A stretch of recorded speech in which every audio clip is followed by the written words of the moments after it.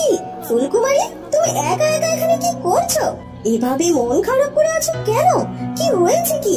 এখন তো তোমার মন অনেক খুশি হওয়ার কথা, কারণ রানী বা মহারাজ সবাই তোমাকে মেনে নিয়েছে। তাহলে এভাবে মন মরা হয়ে দাঁড়িয়ে আছো কেন? কই না তো, আমি তো মন মরা হয়ে দাঁড়িয়ে নেই, এমনিতেই এখানে একটু সময় কাটাচ্ছিলাম আর কি। কিন্তু আমি তো তোমার সাথে বন্ধুত্ব করতে এসেছি। এ কি বলছি উর্মিমালা? উর্মিমালা কিনা আমার সাথে বন্ধুত্ব করতে এসেছে? কিন্তু উর্মিমালা তো আমার বিরুদ্ধে কম ষড়যন্ত্র করেনি, তাই তো ওকে বিশ্বাস করতে ইচ্ছে করে আমার বড্ড ভয় হচ্ছে। কি হলো কি ফুলকুমারী, তুমি চুপ করে আছো কেন? অবশ্য চুপ করে থাকারই কথা। আসলে আমি তো তোমার সাথে ভুল করে অন্যায় করে ফেলেছি, তাই তো তুমি আমাকে বন্ধু ভাবতে চাইছো না। বিশ্বাস করো ফুলকুমারী, আমি সত্যি সত্যি তোমার বন্ধু হতে চাই। দেখতে দেখতে 2টা দিন পার হইয়া গেল। কুমকুম নিজের প্রাসাদে ফিরা গেছে। মাইয়াটার জন্য সত্যি মনটার মধ্যে বড্ড খারাপ লাগে গো। আর তাছাড়া ফুলকুমারী তো আমাদের বাড়িতেই আমাকে বোন হইয়াছিল, তাই না? তাই তো ওর প্রতি বড্ড মায়া লাগছে। হয়, তবে একটা জিনিস ভাইবা মনটার মধ্যে ভালো লাগে যে সে তার পুরনো সব স্মৃতি ফিরা পাইছে, তার সব আপন মানুষে ফিরা পাইছে, আর তার স্বামীর হাত ধরে নিজের বাড়িতেও ফিরা গেছে। আর এটা সত্যিই বড় আনন্দের।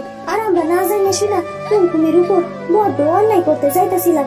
আমরা কিনা না জানি শুনে একজন বিবাহিত মাইয়ারে আবার বিবাহ দিতে চাইছিলাম আমাকে রাজকুমারের লগে। যদি কোনো কারণে বিয়েটা হয়ে যাইতো তাহলে তো তিনটা জীবন নষ্ট হয়ে যাইতো গো। রাজকুমার চন্দ্রকুমার, রাজকুমার প্রতাপ আর কুমকুম, ওদের 3 জনেরই জীবন নষ্ট হয়ে যায়। শুনে গিন্নি, এবার অপহরণকারী ঠিকই ধরা পড়বে।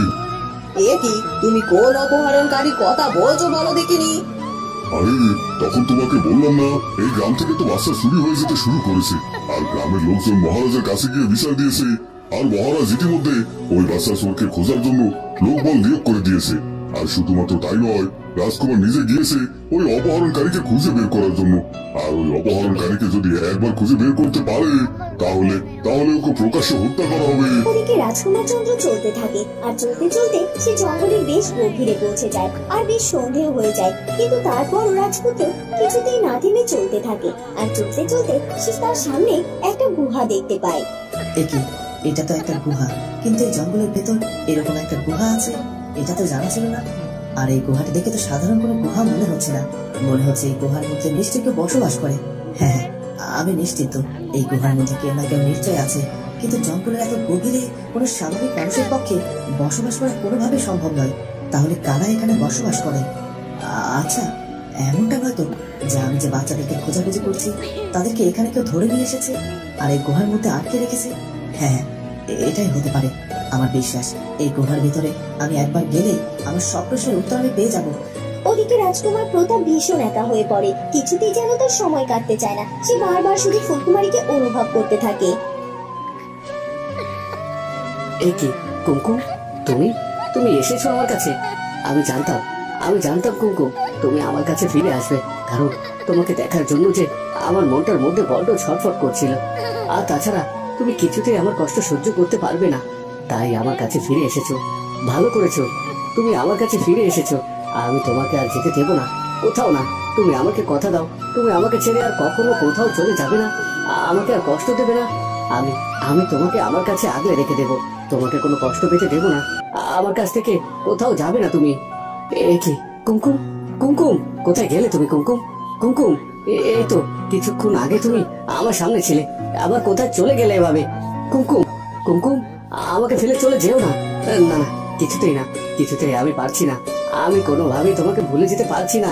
আমি যতই আমার কুমকুমকে ভোলার চেষ্টা করছি না কেন, তুমি ততবারই বারবার আমার সামনে এসে হাজির হচ্ছ। তাহলে কি করে আমি তোমাকে ভুলে যেতে পারি বলো, কি করে? মনে হচ্ছে কারো পায়ের শব্দ শুনতে পাচ্ছি। এই গুহার ভিতর দিকে কেউ একজন এগিয়ে আসছে, কিন্তু এই সময় এখানে কে আসবে? তার মানে কি তান্ত্রিক বাবা ফিরে এসেছে? হ্যাঁ, হয়তো তাই হবে। আর যেহেতু রাত হয়ে গেছে, তান্ত্রিক বাবার তো ফিরে আসারই কথা।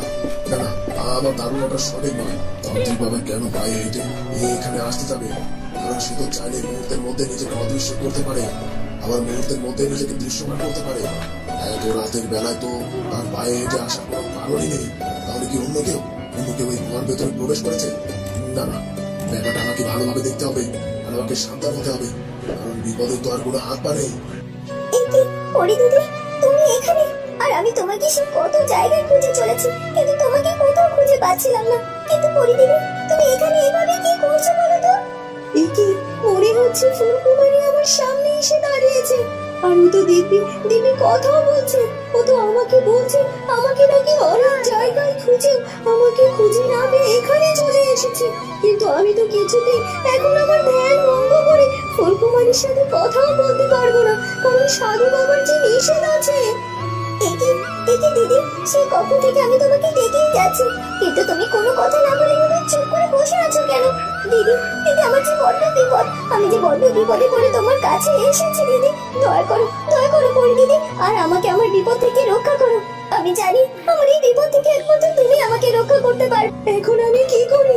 ফুলকুমারী তো আমাকে বলছে ও নাকি বড্ড বিপদে পড়েছে, আর ওর বিপদ থেকে নাকি আমি ওকে সাহায্য করতে পারি। তার মানে কি রাজপুত্র আবার কোনো বিপদে পড়েছে নাকি অন্য কিছু? কিন্তু আমি তো ফুলকুমারীর সাথে কথা না বলে কিছুই বুঝতে পারছি না।